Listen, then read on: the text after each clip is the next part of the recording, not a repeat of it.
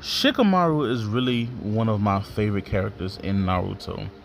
There's so much growth with his character, and I like his intelligence, and I like how he can plan things out, and just he's just an awesome strategist. And like his dad, Shikaku, trusted him to help lead the Allied forces. Once he died and stuff, and he was just a kid. So that shows his intelligence. His level of intelligence is high. And he's now the leader of the Nara clan. I just love his whole motif.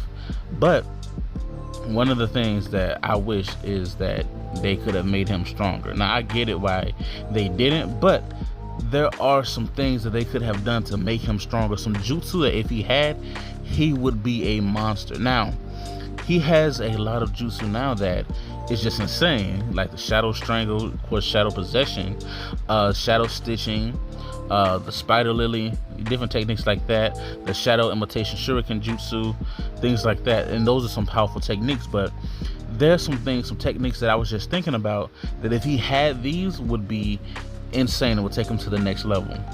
The first would be Shadow Burial, aka Shadow Graveyard. Now, Shadow Graveyard is the widespread version, the larger scale version of Shadow Burial. Basically, it gives him a sealing jutsu, and so he can seal you inside of your shadow, and then a headstone would appear, or he can choose to make it not appear. Now, the headstone, once it appears, it keeps you in that place forever or however long, and then someone can come and destroy the headstone actually.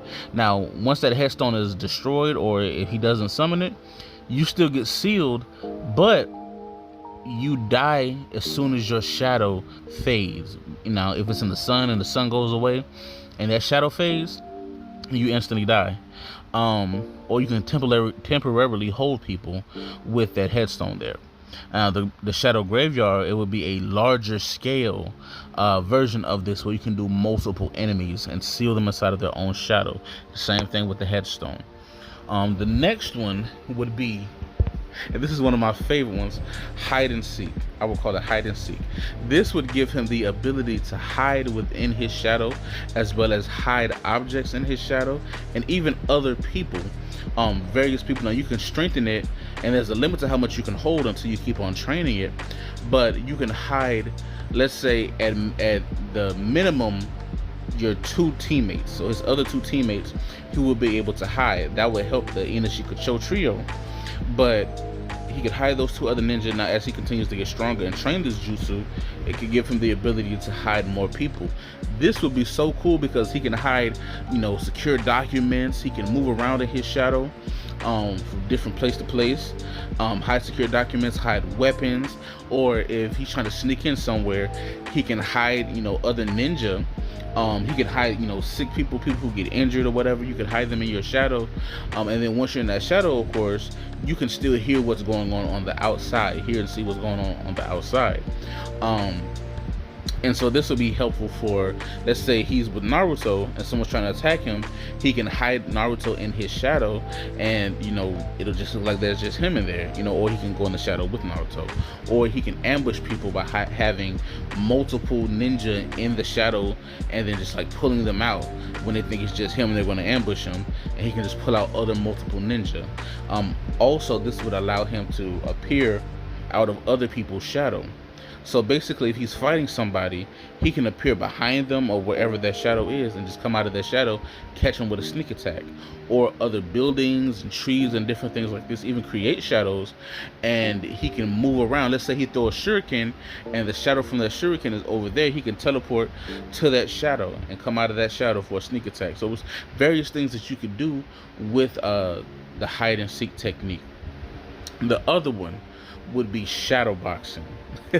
This is such a simple name, but this concept, basically you fight using your shadow. Now, this can be from a place of concealment, now because he's a strategist and stuff, so he can hide himself, conceal himself, but he can send and detach his shadow and send his shadow to fight your shadow.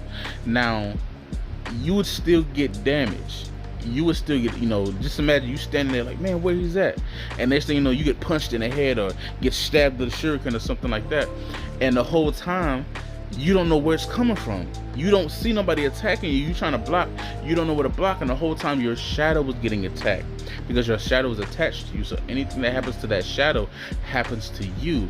So he could take various people out, incapacitate them, or whatever, with shadow boxing. That would be insane.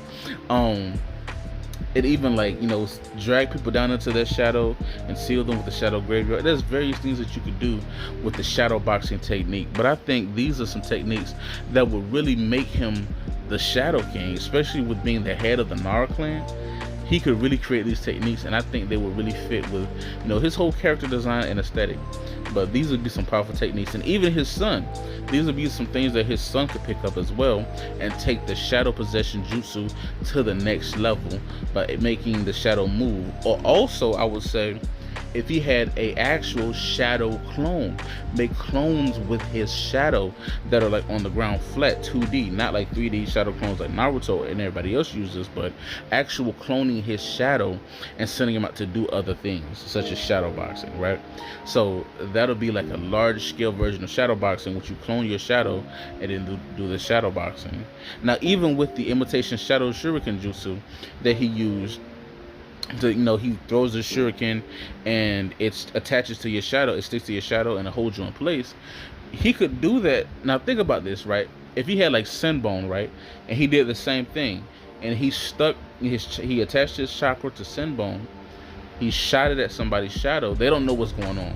This would be perfect for espionage. So if they had a Nara clan member who wanted to join the Anbu, these are some perfect techniques that they could use. You could send your shadow in the building. You know, you could use the you know, the shadow imitation shuriken jutsu, you know, to trap people and stuff like that. There's so many things that you can do with the Nara clan, and you can either spread these out through the Nara clan or just reserve them for Shikamaru himself as the head of the clan. But this would actually perfectly make him the Shadow King. So let me know what you guys think in the comment section down below. There's so much that could be done with this. I could possibly take it further because I'm thinking about like other shadow users like Noct and Black Clover and things like that. But we're gonna stick it here for now. So let me know what you guys think in the comment section down below. What are some jutsu that you think Shadow King Shikamaru could actually use and take the Nara clan to the next level? Let me know below. We out.